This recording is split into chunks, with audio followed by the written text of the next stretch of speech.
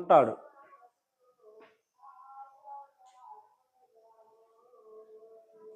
కొన్ని నిమిషాలు చాలా జాగ్రత్తగా వినాలి.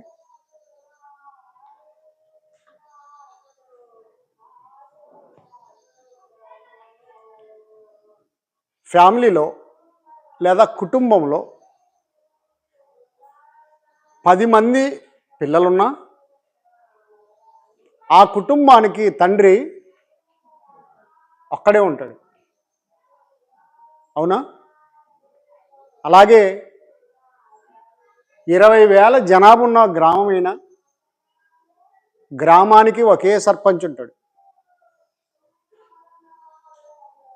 ఈ వీధికి ఒక సర్పంచ్, ఆ వీధికి ఒక సర్పంచ్, ఇంకో వీధికి ఒక సర్పంచ్ ఉండడు, ఒకే సర్పంచ్ ఉంటాడు. అలాగే 5 కోట్ల మంది ప్రజలున్న రాష్ట్రానికి ఒక ముఖ్యమంత్రే ఉంటాడు. మీరు అనొచ్చు, ఉప ముఖ్యమంత్రి ఉంటాడు కదా అని. ఉప ముఖ్యమంత్రి అలా ఉంటాడంటే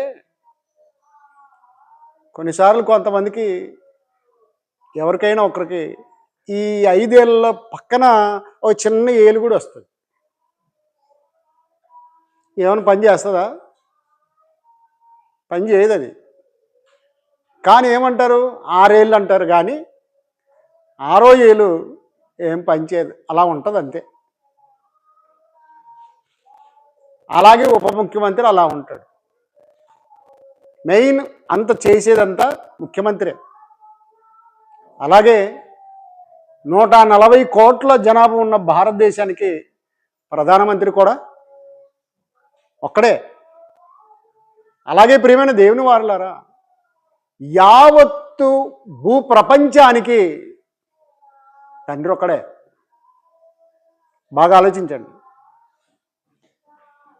ప్రపంచంలో సుమారు 900 కోట్ల దాకా జనాభా విస్తరిస్తూ ఉంది. ఇన్ని కోట్ల మందికి తండ్రి ఎవరైనా ఉన్నారా అని అంటే ఆయన ఒక్కడే దేవుడు. కాబట్టి దేవుడు ఎలా ఉంటాడు అంటే, ఇవాళ మన సబ్జెక్టు ఒకే ఒక్కడు. ఒకే ఒక్కడు. అందుకొరకే అద్భుతమైన వచనం మీకు చదివింపజేస్తాను. కొంతమంది ఎవరు చెప్పిన ప్రసంగాలను వింటూ ఉంటారు. బాగా చెప్పాడు, బాగా చెప్పాడు, బాగా చెప్పాడు. అబద్ధం చెప్పిన వాడిని బాగా చెప్పినాడు అంటున్నారు, సత్యం చెప్పిన వాడిని బాగా చెప్పాడు అంటాడు. అసలు బైబిల్ను మనముగా చదువుకోవాలి. ప్రతి దినం చదువుకోవాలండి. కీర్తన మొదట్లో ఏమనుంది తెలుసా? యెహోవా ధర్మశాస్త్రమును దివారాత్రములు ధ్యానించువాడు ధన్యుడు. ఎందుకు ధన్యుడు? వాడు దాన్ని ధ్యానిస్తాడు కాబట్టి. ఏం ధ్యానిస్తాడు? వాక్యం ధ్యానిస్తాడు. ఇప్పుడు మీరు చాలాసార్లు చదివింటారు, మళ్ళోసారి చదువుదాం. ఆదికాండం 1వ అధ్యాయం 1వ వచనం. ఆదికాండం 1వ అధ్యాయం 1వ వచనం. ఆది యందు, మరేం చదువుతలేరు, నేను అన్న తర్వాత అందరూ దేవుడు అంటున్నారు. ఆది యందు దేవుడు భూమి ఆకాశములను సృజించాను. చదివారా అందరూ? ఒకసారి చదివింటారా, 2 సార్లు? చాలాసార్లు చదివారు, చాలాసార్లు చదివారు, కానీ దాన్ని ధ్యానించలేదు. ఇక్కడ మనకు అర్థమైంది ఏంటంటే, ఆదియందు దేవుడు, దేవుడు, దేవుడు, దేవుళ్ళు అంటలేదు, ఆరంభములోనే ఒకే ఒక్కడు అని సంగతిని చెబుతుంది. ఆదియందు దేవుడు, ఆదియందు దేవుళ్ళు. 2 ఉన్నాం, 3 ఉన్నాం చెప్పట్లేదు బైబిల్. ఏ మాట అయితే ఆది కాండములోని 1వ పుస్తకంలో 1వ అధ్యాయం 1వ వచనం ఆరంభమైందో 66 పుస్తకాల్లోని, అలాగే 66వ పుస్తకం చివరి ప్రకటన గ్రంథంలో కూడా దేవుడే అని చెబుతుంది. దేవుళ్ళు అని ఎక్కడ చెప్పదు. ఇక్కడ మరొక అద్భుతమైన విషయం మీరు తెలుసుకోవాలి. ఆది యందు దేవుడు భూమి ఆకాశములను సృజించను. ఇక్కడ అర్థమైంది ఏంటంటే సృష్టింపబడింది ఏది దేవుడు కాదు, సృష్టించిన వాడు దేవుడు. అంటే ఆది యందు దేవుడు భూమి ఆకాశములను సృజించను అంటే భూమి దేవుడు కాదు, భూమాత దేవత కాదు, అలాగే ఆకాశం దేవుడు కాదు. ఆకాశములో ఉన్న సూర్య చంద్ర నక్షత్రములు ఏవైనా తీసుకోండి, బుధగ్రహమా, గురుగ్రహమా, శుక్రగ్రహమా, ఏ గ్రహమైనా తీసుకోండి, ఏది దేవుడు కాదు. మన వాళ్ళు ఏమంటారు తెలుసా? సూర్య భగవానుడు సంధ్యావందనము పొద్దున లేచి ఆయనే దేవుడు అంటారు. ఇప్పుడు ఏం చేస్తున్నాడు మధ్యాహ్నం? ఇప్పుడు మధ్యాహ్నం ఏం చేస్తున్నాడు? మొక్కేటోడిని విడిచిపెట్టడు, మొక్కకుండా ఉన్నవన్నీ విడిచిపెట్టాడు. దాన్ని సృష్టించిన వాడు దేవుడు. అందుకొరకే దేవుడు అనగానే ఒక్కడే అని అర్థమవుద్ది. చాలాసార్లు చదువుకుంటూ పోతుంది. ఆది యందు దేవుడు భూమి ఆకాశములు సృజించాను, ఆది యందు దేవుడు భూమి ఆకాశములు సృజించాను, భూమి నిరాకారంగాను శూన్యంగాను ఉండే, అంతే అట్టే పోతూ ఉంటారు. కానీ ఒకసారి ధ్యానించాలి. కాబట్టి ఆరంభ వచనములోనే దేవుడు అనగానే ఒకే ఒక్కడు అన్న సంగతిని బైబిల్ బయలుపరిచింది. అలాగే ప్రియమైన దేవుని వారులారా, ఆదికాండము 6వ అధ్యాయము, బైబిల్ ఉన్నవారు త్వరగా తీయండి, రాసుకునే వాళ్ళు రాసుకోండి. ఆదికాండము 6వ అధ్యాయం 17వ వచనం. ఆదికాండం 6వ అధ్యాయం 17వ వచనం. ఇదిగో నేనే జీవవాయువు గల సమస్త శరీరులను ఆకాశము క్రింద ఉండకుండా నాశనము చేయుటకు భూమి మీదకి జల ప్రవాహము రప్పించుచున్నాను. ఆరంభంలో అక్కడ ఏముంది చూడండి, 17వ వచనంలో ఆరంభంలోనే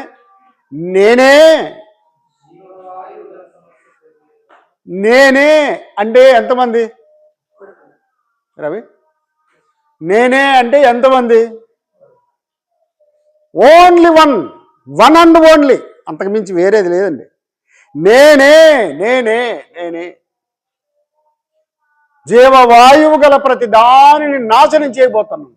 ఎందుకంటే నోవహు కాలంలో అందరూ తినుచు త్రాగుచు ఆట ఆడడానికి లేచారు గనక, వారి పాపం పండింది గనక, వాక్యం కానీ దేవుడు కానీ ప్రార్థన కానీ దేవుని మాటలు కానీ వారు వినట్లేదు, పాటించట్లేదు. 100 సంవత్సరాలు సేవ చేశాడు నోవహు గారు, కానీ వారు లోబడలేదు, వారు మారలేదు. కనుక దేవుడు అంటున్నాడు, నేనే జీవవాయువు గల ప్రతి దానిని నాశనం చేయబోతున్నాను. నేనే అంటే ఒకే ఒక్కడు. కాబట్టి దేవుళ్ళు అని బైబిల్ చెప్పట్లేదు. దేవుడు మరియు దేవుడైన యెహోవా. ఆదికాండం 2వ అధ్యాయం చదువుకుంటూ వెళ్తే మరియు దేవుడైన యెహోవా అని చెప్పుకుంటూ వస్తుంది తప్ప మరొక దేవుని గురించి మాట్లాడట్లేదు. కాబట్టి దేవుడు అనగానే వన్ అండ్ ఓన్లీ, ఒకే ఒక్కడు అన్న సంగతిని మర్చిపోకండి. నిర్గమాకాండం 4వ అధ్యాయం 11వ వచనం. నిర్గమాకాండం 4వ అధ్యాయం 11వ వచనం. నిర్గమాకాండం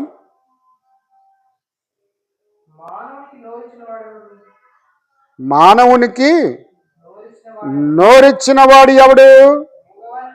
మోగవానినే గాని, చెవిటివానినే గాని, దృష్టి గలవానినే గాని, గుడ్డివానినే గాని పుట్టించిన వాడెవడు?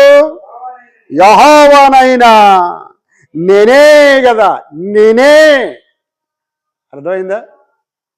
మనం కొంతమందిని చూసి ఏళన చేస్తూ ఉంటాం, కానీ దేవుడు అంటున్నాడు, కుంటివారిని కానీ, గుడ్డివారిని కానీ, దృష్టి గలవారినే కానీ, గమనించారా, మోగవానినే కానీ సృష్టించిన వాడు ఎవడు? యెహోవానగు నేనే కదా అని.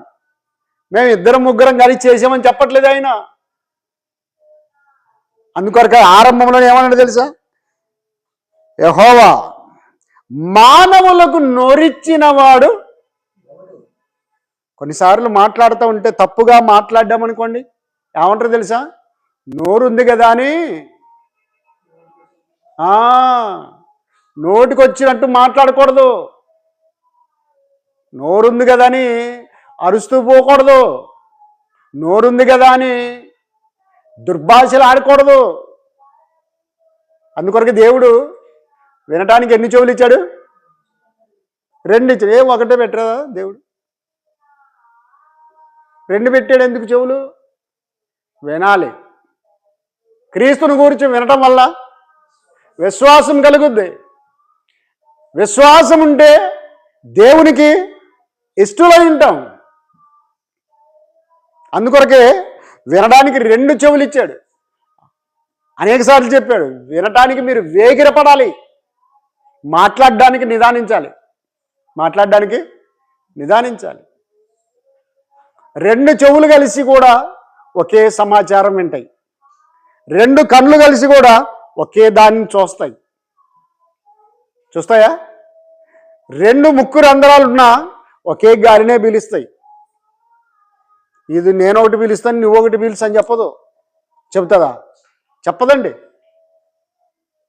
కానీ నోరులు ఎన్ని ఇచ్చాడు దేవుడు? ఒకటే ఇచ్చాడు. కానీ ఇది అటు పోతుంది, ఇటు పోతుంది. పాము నాలుగు కంటే భయంకరంగా వెళ్ళిపోతుంది. చెడ్డు మాటలు మాట్లాడుతుంది, మంచి మాటలు మాట్లాడుతుంది, మోసకరమైన మాటలు మాట్లాడుతుంది, వంచన గల మాటలు మాట్లాడుతుంది. దేవునికి లోబడి మాట్లాడగలదు, దేవునికి విరోధంగా కూడా మాట్లాడగలదు. అందుకొరకే ఇప్పుడు భూమి మీద 900 కోట్ల మంది ఉన్నారు. 900 మంది అంటే 900 కోట్ల మందికి ఎన్ని నోరులు ఉన్నాయి? 900 కోట్ల నోరులు ఉన్నాయి. అందులో ఎక్కడో ఒక చోట మూగవాళ్ళు ఉన్నారా? ఎక్కడో ఒక చోట చెవిరి వాళ్ళు ఉన్నారు. ఎక్కడో ఒక చోట కళ్ళు లేని వారు ఉన్నారు. ఈ కళ్ళున్న వారికి, చెవులున్న వారికి, నోరున్న వారికి, ముక్కున్న వారికి, సర్వవయవాలు ఉన్న వారికి బుద్ధి కలగడానికై ఒకరికి గుడ్డితనం ఇచ్చాడు, ఒకరికి మూగతనం ఇచ్చాడు, మరొకరికి చెవిటితనం ఇచ్చాడు. ఎందుకంటే వాడిని చూడండి, వానిలాగా నీకు లేకుండా ఉంటే ఎలా ఉంటుంది పరిస్థితి? ఆలోచించు. నేనిచ్చిన అవయవాలు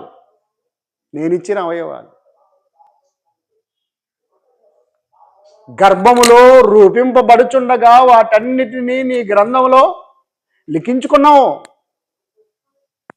బాగా గమనించండి. రహస్యమందు నేను పుట్టిన నాడు అగాధ స్థలములో రూపింపబడినప్పుడు నీకు కలిగిన ఎముకలు, నాకు కలిగిన ఎముకలు నీకు మరుగై ఉండలేదు.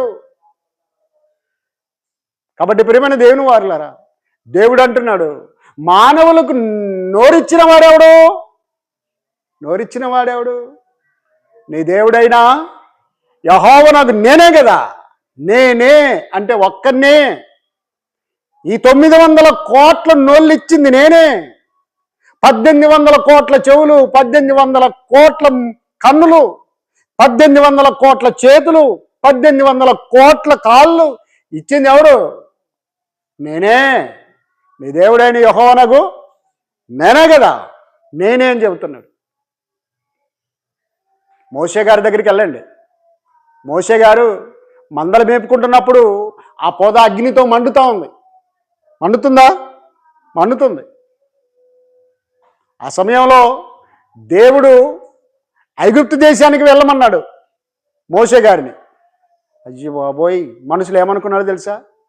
అక్కడొక్కడిని చంపేసి వచ్చాను, మళ్ళీ అక్కడికి వెళ్తే వాళ్ళు నన్ను చంపేస్తారు. దేవుడా, ఏమిది మళ్ళీ అక్కడికి వెళ్ళమంటున్నావు ఏంటి అని మనుషులు అనుకొని ఎలా తప్పించుకోవాలి అని ఆలోచించి ఏమన్నాడు తెలుసా? నేను నోటి మాంద్యం గలవాడిని, ఇంకా తప్పించుకోవడానికి దారి దొరకలేదు. నేను నోటి మాంద్యం గలవాడిని, నత్తివాడిని, నా మాటలు సరిగా రావు. కాబట్టి ఎవరిని పంపించాలనుకున్నా వాళ్ళు పంపించేసి నన్ను మాత్రం వద్దు. అవునయ్యా నేను ఒకరిని చంపొచ్చానని చెప్తాడా?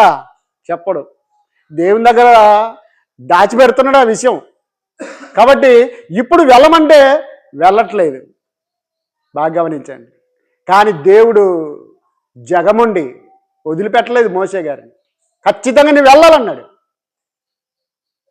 మరి నాకు నోటి మాంద్యం ఉంది కదా అన్నాడు. నీ అన్నగా అహరోను ఉన్నాడు, ఆయన మాట్లాడతాడు, వెళ్ళు. ఒకానొక సమయానికి నీ నోటికి అహరోనే దేవుడిగా ఉంటాడు, వెళ్ళన్నాడు. చూసారే? కాబట్టి ప్రియమైన దేవుని వారులారా, చాలా జాగ్రత్తగా ఆలోచించండి. ఇప్పుడు కుండను చేసిన వాడు కుమ్మరి. కుమ్మరికి తెలీదా నేను నత్తివాడిని, నోటి మాంద్యం గలవాడు?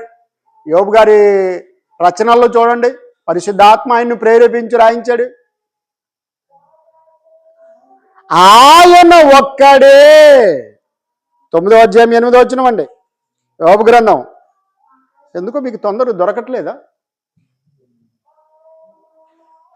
రెఫరెన్స్? ఆయన ఒక్కడే ఆకాశ మండలమును విశాలపరచువాడు, సముద్ర తరంగముల మీద ఆయన. మంచిది. ఎంతమంది అని చెప్పారు యోబు గారు?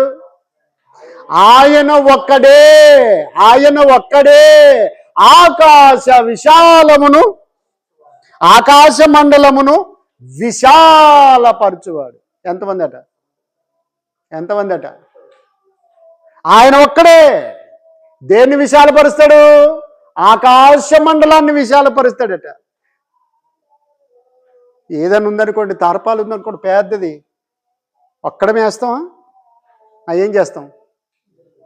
ఆ పట్టాని, ఆ బరకాని, లేదా ఆ తార్పల్ని ముగ్గురు నలుగురు ఆ మూల ఈ మూల పట్టుకొని, అక్కడ పట్టుకో ఇక్కడ పట్టుకొని ఇప్పుడు వేయండి అంటారు. అవునా? కానీ ఆకాశ మండలమును విశాలపరిచే వాళ్ళు ఎంతమంది అంటే ఆయన ఒక్కడే. బాబా బాబా. ఆ ఆకాశ మండలములో సూర్యుడు ఉండాలి, ఆ ఆకాశ మండలంలో చంద్రుడు ఉండాలి, ఆ ఆకాశ మండలంలో కోట్లాది నక్షత్రాలు ఉండాలి, ఆ ఆకాశ మండలంలో భూగోళం ఉండాలి, ఆ భూగోళం మీద కోట్ల మంది జనము ఉండాలి, ఆయన స్వరూపాలు ఆయన పిల్లలు ఉండాలి. సూర్యుడు ఉదయించును, సూర్యుడు అస్తమించును. ప్రసంగ గ్రంథం 1వ అధ్యాయంలో తాను ఉదయించు చోటికి అది త్వరగా బయలుదేరుతుందటండి, పరిగెడతాడట. సూర్యునికి భయం, చంద్రునికి భయం, గ్రహాలకు భయం, వర్షానికి భయం. గమనించారా? వీటన్నిటికి భయం. దేవుడంటే భయం. కానీ మనిషే దేవుడంటే భయము, భక్తి అవన్నీ ఏమీ లేవండి. ఈ జాన పుట్ట నింపుకుంటే చాలు, స్వార్థంతో మందిని ముంచితే చాలు, ఏదో సంపాదించుకుంటే చాలు అనుకుంటూ మోసం చేస్తాడు, వ్యభిచారం చేస్తాడు, నరహత్య చేస్తాడు, దొంగతనం చేస్తాడు, కోట్లుగా పడిగిలెత్తుతాడు, తర్వాత కాటికి వెళ్ళిపోతాడు, ఏం తీసుకోకుండా వెళ్ళిపోతాడండి. కాబట్టి ప్రియమైన దేవుని వారులారా, చాలా జాగ్రత్తగా ఆలోచించండి. ఆయన ఒక్కడే, ఆయన ఒక్కడే, ఒక్కడే. జకర్యా గ్రంథం, బైబిల్లోకి వెళ్ళండి. జకర్యా గ్రంథం 14వ అధ్యాయం.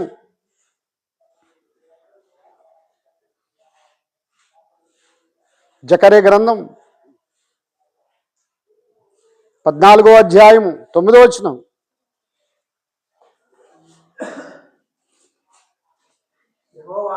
యెహోవా సర్వలోకమునకు రాజయుండును.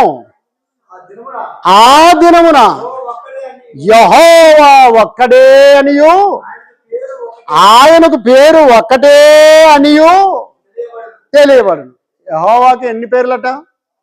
ఒక్కటే అట. ఆయన ఎంతమంది అట? మంచి ప్రసంగికులు, బాగా అభివృద్ధి పొందిన తర్వాత ఒక్కసారికి దయ్యబోధ అందుకున్నారు. లేదు లేదు, యెహోవాలు ముగ్గురున్నారు అన్నాడు. యెహోవాలు ముగ్గురు అన్నారు.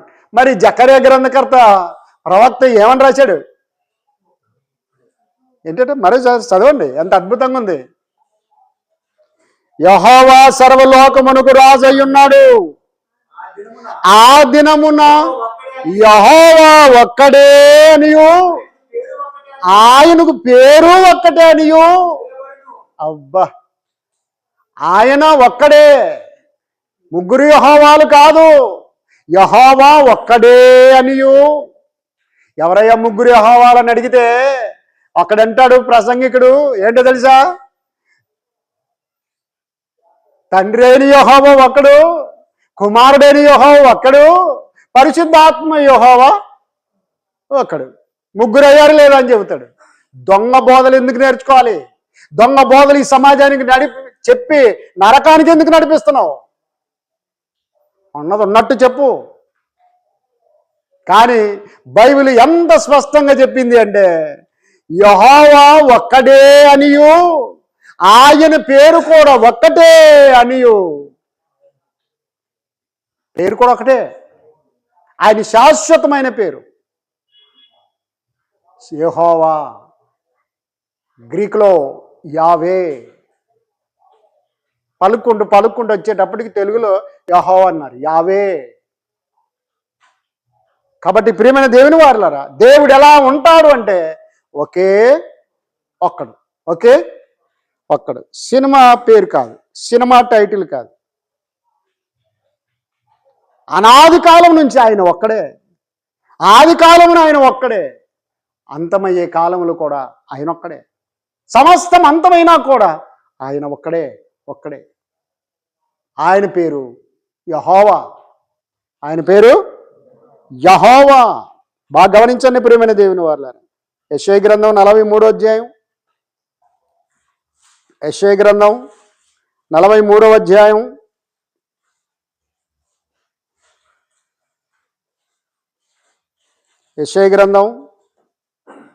43వ అధ్యాయం 12వ వచనం చూడండి. ప్రకటించిన వాడను నేనే, రక్షించిన వాడను నేనే, దాన్ని గ్రహింపజేసిన వాడను నేనే, ఏ అన్య దేవతయు మీలో నుండి ఉండలేదు, నేనే దేవుడను, మీరే నాకు సాక్షులు. ఇదే యెహోవా. నా కుమారుడే దేవుడు, నా పరిశుద్ధాత్మే దేవుడు అని అంటలేడు ఈయన. మరి ఏమంటున్నాడు? నేనే దేవుడను, మీరే నాకు సాక్షులు. ఇదే యెహోవాకు. బాగా ఆలోచించారా? ప్రకటించిన వాడును నేనే, రక్షించిన వాడును నేనే, ఆ సమాచారం తెలియజేసిన వాడును నేనే, ఏ అన్య దేవతయు మీ మధ్య ఉండలేదు, నేనే దేవుడను. ఎవరట? నేనే దేవుడను, మీరే నాకు సాక్షులు అని చెప్పుకుంటూ వచ్చాడు. కాబట్టి ప్రియమైన దేవుని వారలారా, చాలా జాగ్రత్తగా ఆలోచించండి. క్రొత్త నిబంధనలో ఎంత అద్భుతంగా రాయబడిందో ఒక మాట చూడండి. 1 తిమోతి పత్రిక 6వ అధ్యాయము, 1 తిమోతి పత్రిక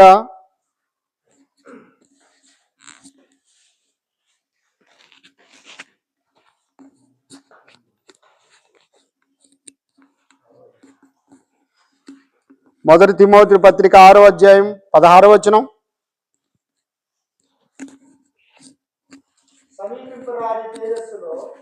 సమీపింపరాని తేజస్సులో ఆయన మాత్రమే వసించుచు అమరత్వము గలవాడై ఉన్నాడు. ఎక్కడంట? సమీపింపరాని తేజస్సులో. ఎవ్వరు సమీపింపలేరు, ఎవ్వరు. యెషయా గ్రంథం 6వ అధ్యాయంలో మనం చూస్తే కోటాను కోట్ల దేవదూతలు, కెరూబులు ఉన్నారు. బాగా గమనించండి. వాళ్లకు ఎన్నేసి రెక్కలు ఉన్నాయట? 6 రెక్కలు ఉన్నాయి. 2తో ఆ తేజస్సును చూడలేక కప్పుకుంటున్నాయి. మరీ 2 రెక్కలతో కాళ్ళను కప్పుకుంటున్నాయి. 2తో ఎగురుచు వర్తమాన భూత భవిష్యత్ కాలములలో సర్వాధికారియు దేవుడునగు ప్రభు పరిశుద్ధుడు, పరిశుద్ధుడు, పరిశుద్ధుడు, పరిశుద్ధుడు. సర్వలోకము యెహోవా మహిమతో నిండి ఉన్నదని గాన ప్రతి గానములు చేయుచునే ఉన్నారు. ఒక్కరోజు ఒకటేనా? అబ్బా, అక్కడ రాత్రి లేదు పగలేదు, నిరంతరం. చూసారా? అలాగూ సమీపింబరాని తేజస్సులో ఆయన మాత్రమే వసించుచు, ఆయన మాత్రమే, ఆయన అంటే ఎంతమంది ఇక్కడ? ఒకే ఒక్కడండి, ఒకే ఒక్కడు. ఆయన మాత్రమే వసించుచు అమరత్వం కలిగిన వాడై ఉన్నాడు. ఆయనకు జననం లేదు, ఆయనకు మరణం లేదు. జనన మరణాలు లేనివాడు, అమరుడై ఉన్నవాడు దేవుడు. మహా తేజస్సు కలిగి ఉన్నాడు ఆయన, ఎవరు చూడలేరు. ఇన్ని వచనాల్లో దేవుడు ఇంత స్పష్టంగా చెప్పినా కూడా మరొకరు అంటాడు, యేసుక్రీస్తు వారు కూడా సింహాసనం మీద ఉన్నాడు. ఎక్కడున్నాడు? దేవుడేమో అత్యున్నత సింహాసన సీనుడు, కానీ యేసుక్రీస్తు వారు ఆయన కుడి పార్శ్వమందు ఉన్నాడు. కుడి పార్శ్వమందు ఉన్నాడు. దేవుని కంటే పైగా లేడు. దేవుడుండే సింహాసనం మీద లేడు ఆయన, దేవుని కుడి పార్శ్వమున ఉన్నాడు. దేవునికి స్తోత్రం, దేవునికి స్తోత్రం. ప్రియమైన దేవుని వారలారా, ముందుకెళ్దాం. 1 కొరింథీ ఓకే ఒక్కటి. కాబట్టి యేసుక్రీస్తు వారు చెప్పారు ఆయన నా తండ్రి అని. దేవుడు అయిన యెహోవా తండ్రిగా చెప్పాడు, ఈయన నా ప్రియ కుమారుడు అని. ఇంత క్లారిటీ ఉన్న తర్వాత, ఇంత స్పష్టంగా వారి మధ్య ఉన్నప్పుడు, మనం రెండవ దేవుణ్ణి, మూడవ దేవుణ్ణి, త్రియాక దేవుణ్ణి, త్రిత్వ దేవుణ్ణి అని ఎందుకు కల్పించాలి? త్రిత్వం అనే మాట కానీ, త్రియాక అని కానీ బైబిల్ ఎక్కడ మనకు కనిపించదు. లేని దానిని కల్పిస్తే దేవుని ప్రకటన గ్రంథంలో ఏముంది? ఉన్నదాన్ని తీసివేసినా, లేని దాన్ని కలిపినా జీవవృక్ష ఫలము వానికి ఉండవు. దీనిలో రాయబడిన తెగుళ్ళన్నీ కూడా వాని మీదకి వచ్చేస్తాయని రాయబడి. కలపద్దు, వేరే ఏం కలపద్దు. కానీ మన వాళ్ళు చాలామంది 40 ఏళ్ళు 50 ఏళ్ళు సేవ చేసిన వాళ్ళు కూడా త్రియాక దేవుడు, త్రిత్వ దేవుడు, తండ్రే కుమారునికి వచ్చాడు, కుమారుడే పరిశుద్ధాత్మకు వచ్చాడు, త్రిబుల్ యాక్షన్ చేశాడు అనుకుంటున్నారు. ఆయన డబుల్ యాక్షన్ చేయడు, త్రిబుల్ యాక్షన్ చేయడు. Only one action. ఆయన దేవుడు. దేవుడు ఎలా ఉంటాడు అంటే ఒకే ఒక్కడు. అందరిలోనూ జరిగించే కార్యాలు ఆయన ఒక్కడే చేస్తాడు. అలాగే ప్రియమైన దేవుని వారలారా, 1 తిమోతి పత్రిక 2వ అధ్యాయం 5వ వచనం. 1 తిమోతి పత్రిక 2వ అధ్యాయం 5వ వచనం. దేవుడు అక్కడే, దేవునికిని నరులకును మధ్యవర్తియు ఒక్కడే, ఆయన క్రీస్తు యేసు నరుడు. ఒక్కసారి శరీరం ధరింపజేసుకుని వచ్చారంటే ఇంక అయిపోయింది, నరులమే. మనమంతా నరులమే. మోసే నరుడు, అబ్రహాం నరుడు, నోవాహు నరుడు కాదా? ఎనోషు నరుడు, హానోకు నరుడు, ఆదాము నరుడు. మరి యేసుక్రీస్తు వారు మనందరి పాపముల నిమిత్తమై శిలువలో తన రక్తాన్ని కార్చి చంపబడి సమాధి చేయబడి 3వ రోజు తిరిగి లేపబడ్డాడు. ఆ లేచిన యేసుక్రీస్తును కొంతమంది ఏమంటారు తెలుసా? ఆయన చనిపోయేంత వరకు నరుడు, సమాధి నుండి తిరిగి లేచిన తర్వాత దేవుడు అని బోధిస్తున్నారు. అలాగుందా బైబిల్లో? ఆయన మరణం నుండి లేచిన తర్వాత దేవుడు అని ఉందా? మరికొంతమంది యెహోవా అదృశ్య దేవుడు, అంటే కనబడని దేవుడు. యేసుక్రీస్తు వారు దృశ్య దేవుడు, కనిపించే దేవుడు. బాగుందా? దానికి రెఫరెన్స్ ఏముంది? ఏమి లేదు. కానీ నేను చెప్తున్నా కదా అంటున్నారు. నో, నువ్వు నేను చెబితే కాదు, బైబిలే చెప్పాలి.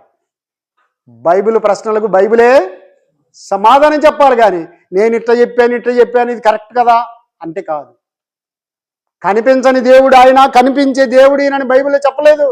దేవుడు ఒక్కడే, దేవునికి నరులకును మధ్యవర్తి ఒక్కడే, ఆయన క్రీస్తు యేసు. ఎప్పుడు చెప్పబడింది ఇది? ఏ పత్రిక నాన్న? తిమోతి పత్రిక యేసుక్రీస్తు వారు సిలువ వేయబడకముందా, యేసుక్రీస్తు వారు తిరిగి లేచిన తర్వాత నీకు చెప్పబడింది? ఆలోచించండి. తిరిగి లేపబడిన తరువాత కొన్ని సంవత్సరాలకు చెప్పబడింది. ఇది దేవుడు రాయించిన గ్రంథం ఇది. కాబట్టి దేవుడు ఒక్కడే, దేవునికిని నరులకును మధ్యవర్తి కూడా ఒక్కడే, ఆయన క్రీస్తు యేసును నరుడు. నరుడు. మరొకసారి యేసుక్రీస్తు వారు ఏమంటున్నారో తెలుసా? మార్కు సువార్త 10వ అధ్యాయం 18వ వచనం, ముగించేద్దాం. మార్కు సువార్త 10వ అధ్యాయం 18వ వచనం, 10:18,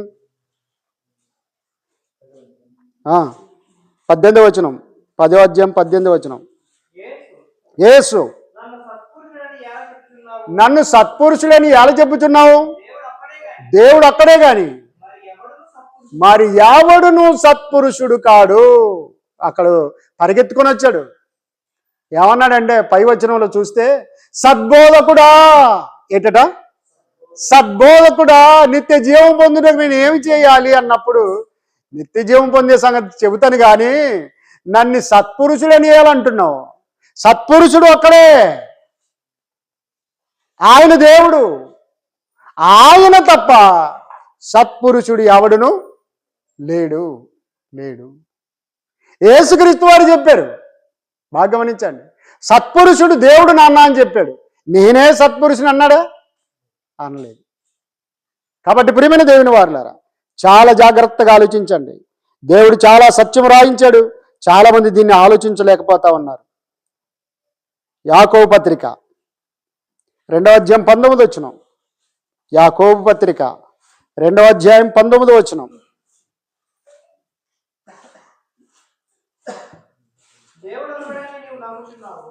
దేవుడున్నాడని నువ్వు నమ్ముచున్నావు. దేవుడు ఒక్కడే అని నువ్వు నమ్ముచున్నావు. అలాగు నమ్ముట మంచిదే, అది కరెక్టే. మరి ఇవాళ ఏమని నమ్ముతున్నారు? దేవుడు త్రిత్వమై ఉన్నాడు అని నమ్ముతున్నాం, దేవుడు త్రియాకై ఉన్నాడని నమ్ముతున్నాం. అది రాంగ్, అది రాంగ్. కానీ ఈ పత్రికలో ఎంత అద్భుతంగా రాయించాడంటే, యాకోబు పత్రికలో, దేవుడు ఒక్కడే అని నీవు నమ్ముతున్నావు, అలాగు నమ్ముట మంచిదే, అలాగు నమ్ముట మంచిదే అని చెప్పి మరొక మాట అన్నాడు.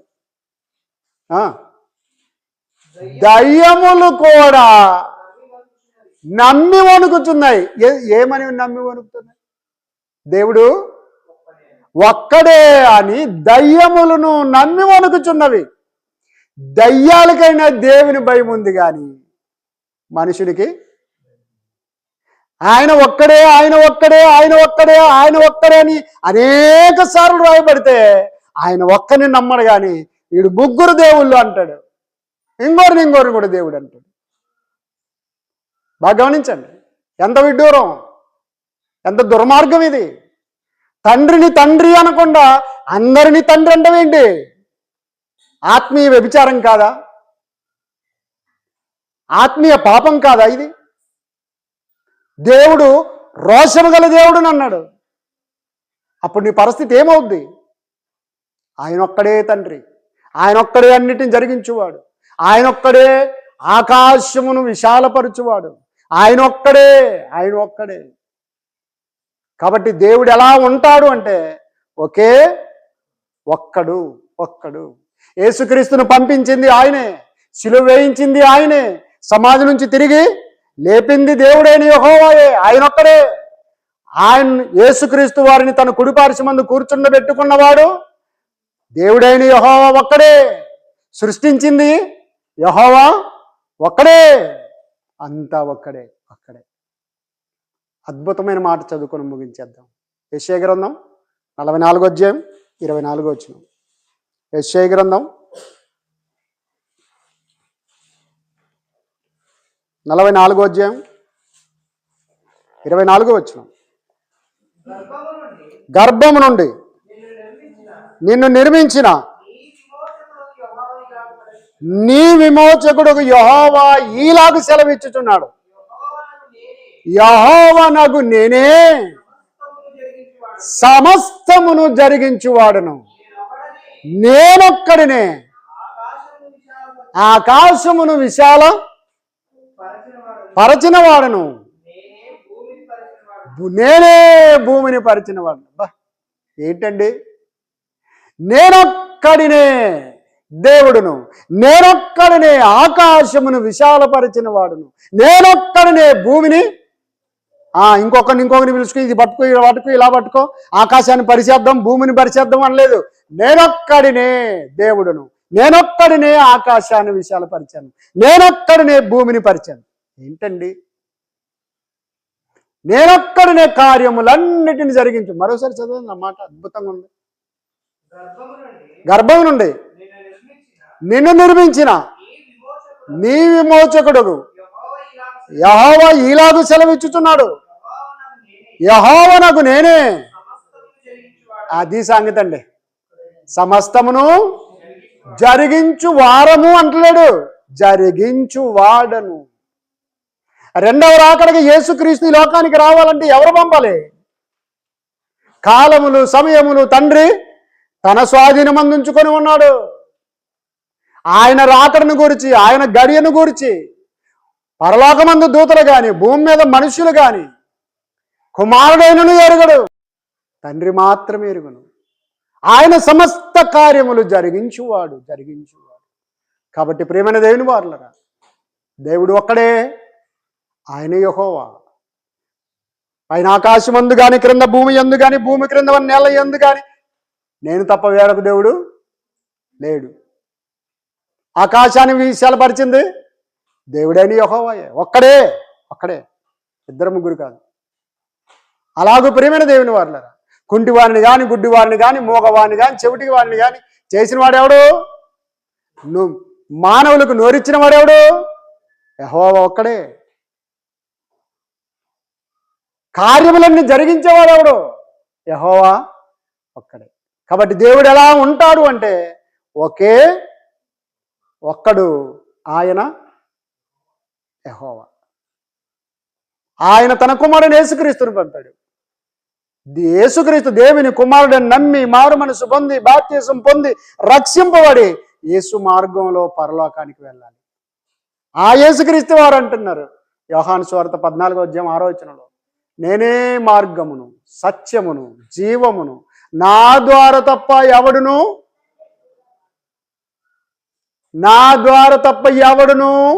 తండ్రి యొద్దకు రాడు. తండ్రి ఒక్కడే దేవుడు. కాబట్టి నా ద్వారా తండ్రి యొద్దకు రండి.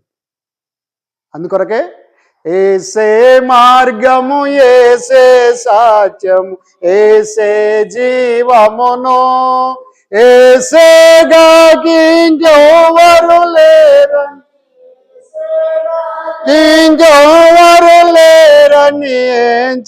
చెప్పిన యేసుని యొద్దకు రండి, యేసుని యొద్దకు రమ్మనుచున్నాడు.